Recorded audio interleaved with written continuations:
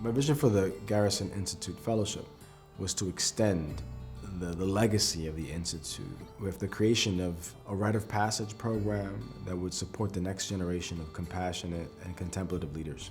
I'm a neuroscientist, I'm an educator, I'm a political scientist, I'm a medical anthropologist, I'm all of these things. I've always been a student of transformation. I am a psychologist myself. I am trained as an architect and a design thinker. But yet they literally don't really give you guidance in terms of, well, what does that mean in the world? What am I to do with all of these skills that I've been developing? So having 11 brilliant individuals, all of whom are exploring their own fields, their own projects, and attuning to them and learning about their projects and their ways of thinking, just enriched. It was almost like a mini university for me. And by bringing in such a diverse group of scholars with different backgrounds in so many different levels, that has been so important in so many ways. But being inside of the fellowship opened me very clearly to how all these tools of transformation that we know from the neuroscience, the psychology, applies to the collective. I have felt really inspired to create programming through workshops, classes, and trainings that could help to bring about this inner healing and transformation that can help people feel connected to community and can also expand consciousness. I feel that genuinely the work that I'm doing can come together with this amazing group and really amplify the work that we're all doing while also contributing to the greater good.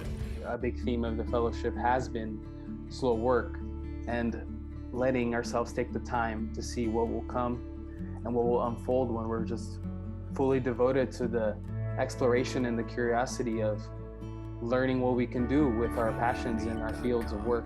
So when we come together and allow ourselves to slow down and be fully present with whatever is alive for us in the moment and bring that into the work that manifests from that are that much more real and impactful. And I think this fellowship is that through line that is able to connect all of the big, seemingly insurmountable problems that exist in the world and provide us with the space to think and do the slow work to come up with solutions that can affect the direction that we're going.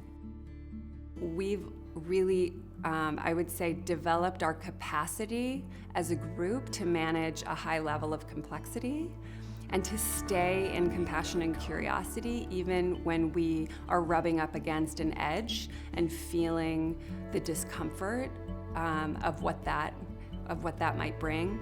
I mean, it has really shifted just about every aspect of my life, from practice to the work I thought I was up to in the world to who I call my family now. At the end of the day, what's important is to be together, be fully together as ourselves with whatever communities and groups we are. And when we get to share in that very blessed space, magic happens. And I think that that's what we carry forward in our work. The culture of the fellowship, if I were to sum it up in one word, it would be love with a capital L. And the second word I would use would be family. I have never encountered a space like this where I'm so consistently held with love and compassion. The message of our fellowship is really the wisdom of a collective learning and a collective listening and the resonance of feeling into one another and how at every moment of every day all of us can learn something newer, can be curious. One of the biggest takeaways from this is, if you want to go fast, go alone. If you want to go far, go together. And that's what this group symbolizes. It really is not just far and wide, but deep. And that's something that everyone can benefit from. And leveraging contemplative practices, leveraging kindness and compassionate practices, combined with rigorous scientific inquiry, we could really create spaces and communities that can pretty much change the world.